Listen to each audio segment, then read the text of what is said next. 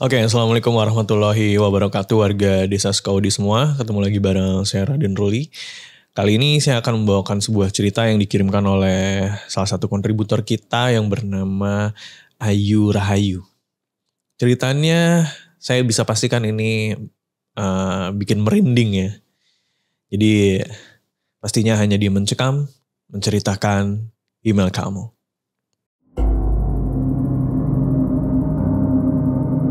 Do you see what I see? Exclusive on Spotify. Download Anchor untuk bikin podcastmu gratis.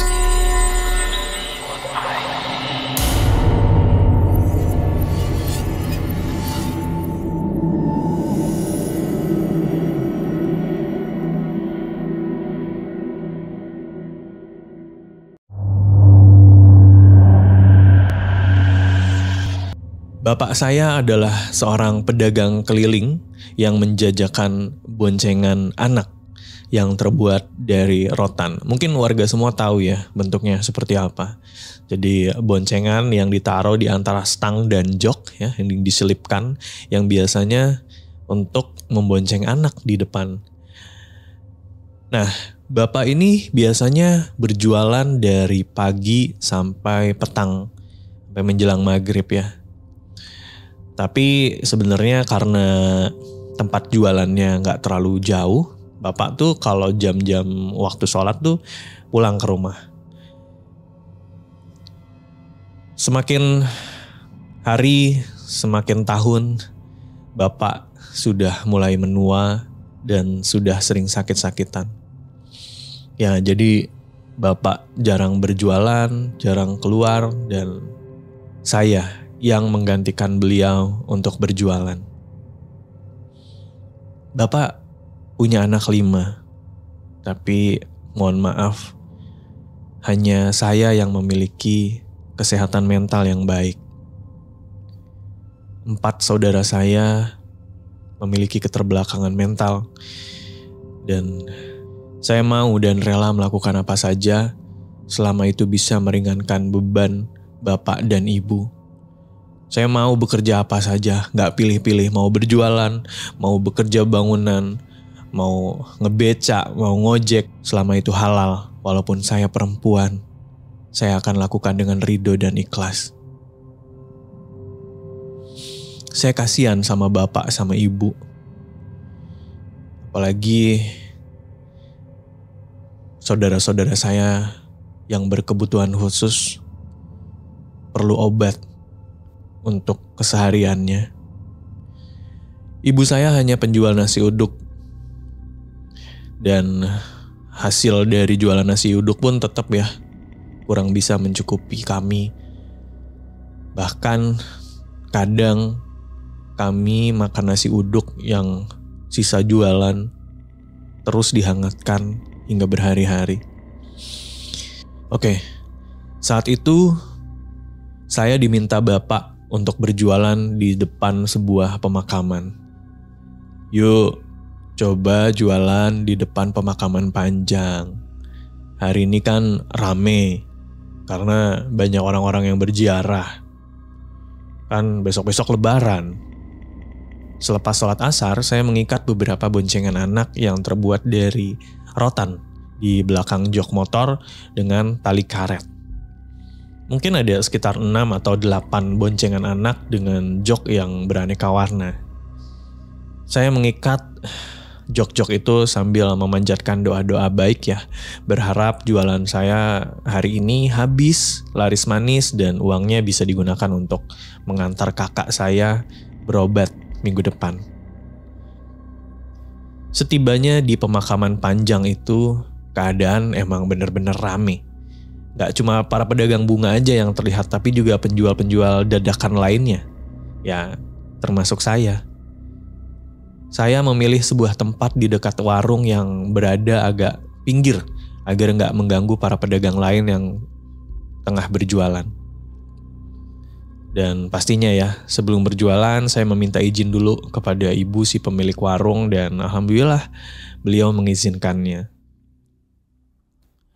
Orang-orang silih bergantian melewati dagangan saya dan saya pun menawarkan boncengan anak yang saya jual kepada beberapa bapak-bapak, ibu-ibu yang lewat gitu ya. Boncengan Pak, boncengan Bu, boncengannya empuk loh, boncengan anak nih. Sayang anak Pak, sayang anak Bu. Ucap saya seperti itu. Ya, 1-2 orang mampir, 1-2 orang beli, 1-2 orang nawar tapi nggak beli karena nawarnya sadis banget gitu ya. Sampai hari terus berlalu dan waktu itu sudah 5:30. Saya berhasil menjual 3 boncengan anak. Alhamdulillah. Dan keadaan pemakaman pun semakin sepi. Menyisakan beberapa orang peziarah dan pedagang bunga yang berkemas untuk pulang. Sudah terdengar iqomah dari masjid.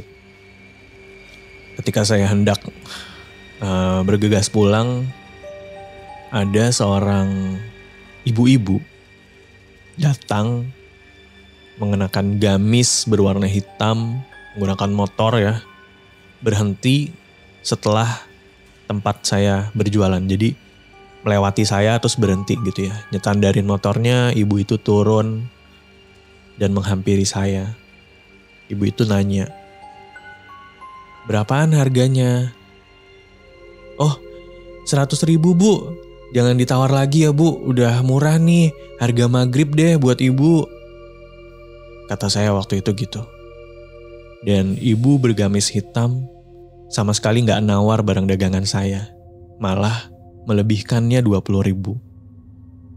"Nih, sisanya buat kamu beli jajanan buka puasa ya," kata si ibu gitu. Wah, makasih banget Bu. Dan saya pun menawarkan diri untuk memasangkan boncengan anak itu ke motor si ibu. Ibu itu nolak.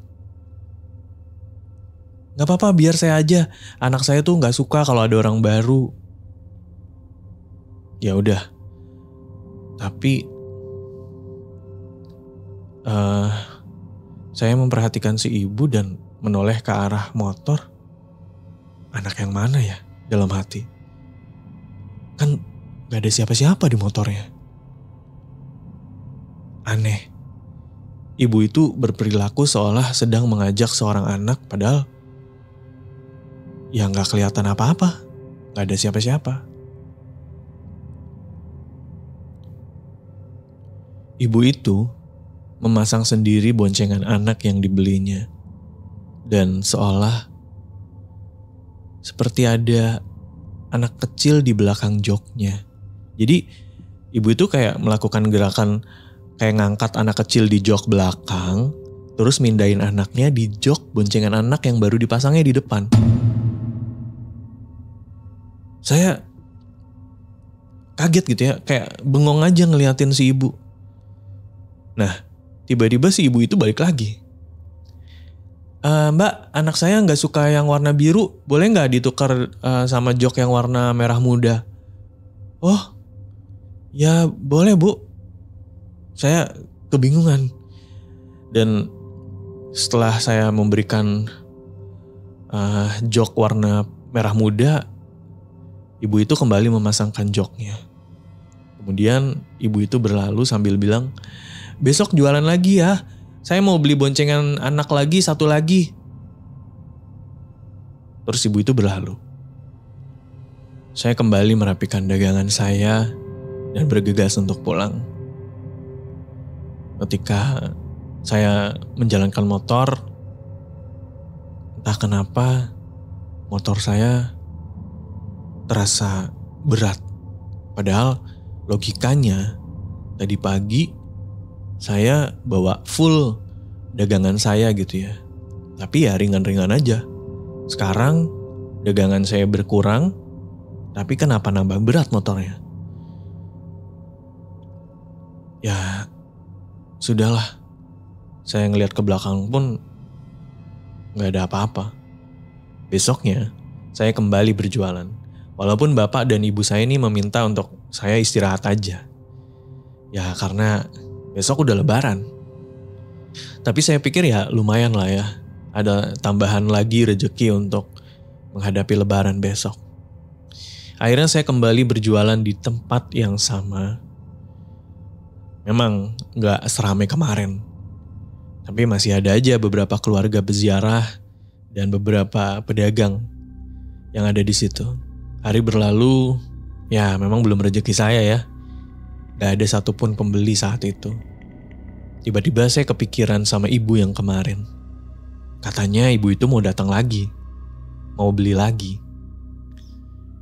Ya alhamdulillah ya kalau emang iya. Dan kayak waktunya pas aja gitu ya. Kayak lagi mikirin si ibu itu, tiba-tiba ibu itu datang. Sekali lagi ibu itu parkir melewati saya, berhenti dan menghampiri. Mbak, hari ini saya mau yang warna kuning. Si ibu minta jok boncengan anak berwarna kuning. Tapi saya dari dulu tuh, atau bapak dari dulu tuh gak pernah nyetok jok warna kuning. Karena sewarna bambu, jadi warnanya kurang menarik ya. Maaf bu, jok yang warna kuningnya gak ada. Si ibu menoleh ke arah motornya, lalu kembali berbincang kepada saya. Wah, anak saya jadi marah karena pengen yang warna kuning. Saya bengong ya. Maaf bu, bukannya kemarin anak ibu sukanya warna merah muda. Saya masih ada sih bu, ini satu lagi yang warna merah muda. Terus ibu itu jawabnya gini. Itu anak saya yang satunya. Yang satu ini pengennya warna kuning. Ibu itu kayak bicara sama jok motornya yang gak ada siapa-siapa di jok itu. Ya udah mbak, katanya anak saya pengennya warna biru aja. Oh, kalau warna biru sih ada bu. Mau yang biru aja. Terus ibu itu ngambil jok warna biru dan membayar dengan tetap melebihkannya Rp20.000. Saya sekali lagi mengucapkan terima kasih. Terus si ibu itu sambil berlalu bilang, besok jualan ya. Saya mau beli boncengan satu lagi nih. Ya bu. Ibu itu pun berlalu. Kemudian saya berpikir, ngapain si ibu itu beli boncengan tiap hari? Akhirnya saya kembali beres-beres dan menjalankan motor saya. Dan lagi-lagi bagian belakang motor saya terasa berat. Hari waktu itu sudah semakin gelap ya. Tapi saya beranikan diri untuk berhenti dan memeriksa. Semuanya normal, baik-baik aja. Karena itu saya kembali menaiki motor saya dan berjalan. Motor saya semakin berat. Karena penasaran, saya menoleh ke kaca spion. Dan di sana, saya mendapati ada 2 orang anak yang dibonceng oleh motor saya. Yang satu laki-laki dan satu perempuan. Iya, dua-duanya ada di jok belakang saya. Karena kaget saya ngerem mendadak dan menoleh ke belakang tapi gak ada siapa-siapa. Yang ada hanya suara cekikikan anak-anak yang menggema di telinga saya. Dan tercium aroma kembang setaman yang membuat bulu kuduk saya merinding sejadi-jadinya. Demikian untuk mencekam hari ini. Dan untuk warga desa Sukodi semua yang punya cerita, yang mau mengirimkan ceritanya silahkan. Baik bentuk audio maupun tulisan bisa di email saja ke podcast.ceritahoror@gmail.com. Jangan lupa di subscribe, di share, di komen kalau perlu. Dan saya Raden Ruli pamit. Assalamualaikum warahmatullahi wabarakatuh.